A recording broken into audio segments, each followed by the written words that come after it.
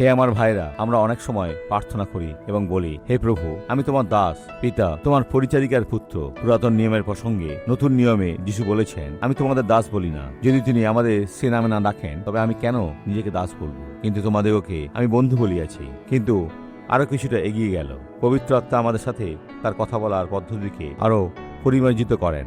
গালাথীয় 4:7 দেখুন, অতএব তুমি আর দাস নও, বরং পুত্র। আর যখন পুত্র, তখন ঈশ্বর কর্তৃক দায়ধিকারীও হইয়াছ।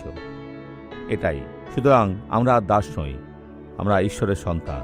পিতা, আমি আপনার পুত্র, দত্তক পুত্র। তাহলে আমি কি পুরাতন নিয়মের আহ্বানে আছি?